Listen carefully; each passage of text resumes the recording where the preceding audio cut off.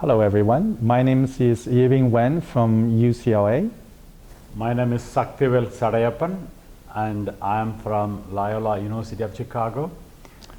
We are very honored to chair the last session. This is the session on genetics of cardiac development and the heart disease.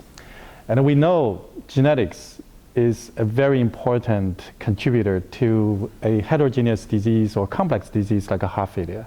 And I believe that understanding the genetic basis, especially in the content of human genetics, would have a tremendous insight or inroad to identify novel therapeutic approaches, as well as improving the precision medicine that we all strive to achieve in these days. Yeah. So the basic research in my lab is to understand how a genetic defect that would result in hypertrophic cardiomyopathy. That's part of my project in my lab. So I can see how genetic or defect in the chromosome or modification in the chromosome, like the proposed topic tomorrow, like talking about epigenetics, post-translation modification, for example, acetylation, how that is going to affect the disease model. So I think we have fantastic speakers from all over the world. Speakers are from Singapore, the Netherlands, from Italy, so I believe like this is going to be a fantastic session covering from cell culture to animal model to human. I mean, it's completely a translational session to understand the whole disease mechanism of heart failure. I totally agree. I think this is really a session packed with heavy hitters, I would say, and that really exploring some of the most fundamental questions, how genetic diversity and basis contribute to a complex disease like a heart failure. And they cover chromatin remodeling to epigenetic modifiers and all the way to a human-based, data-driven discovery approach from big imaging to actually the hypertrophy cardiomyopathy. All those, I think, will really stimulate very exciting discussions and for our readers and audience, and really leads to both the mechanistic discovery as well as therapeutic development. So I really encourage people to participate and to hear what they are going to talk. Yeah, so the one question is why or how these genetic modifications, I mean, you are not born with some of the defect. I mean, these are the modification that occurs during the process, right? So how that is going to be impact on the phenotype? That's a big question.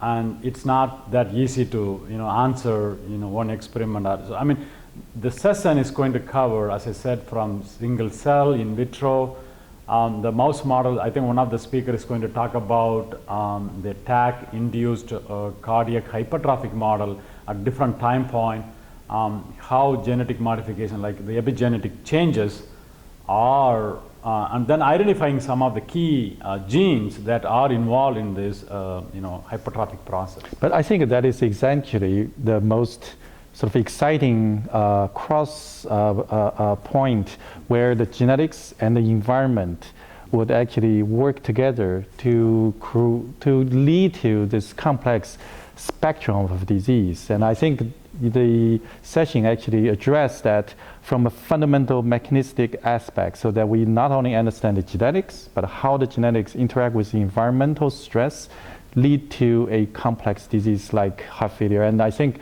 the challenge that we have is indeed the complex multifactorial input to the spectrum, and I hope that some of those studies, like led by investigators presented here, will lead us to dissecting some of those signaling pathways as well as common features where we can intervene with future therapeutic approaches. This is why it's so exciting. Yeah, oh, definitely. I mean, if you look at the AHA mission, to completely prevent or like eliminate heart disease, I think this is the point you need to start. I mean, this is the genetic inside the cell starting from the chromosome, modification from the chromosome. So you are really going into the molecular biology, and then you introduce the changes. I think it's a great starting point.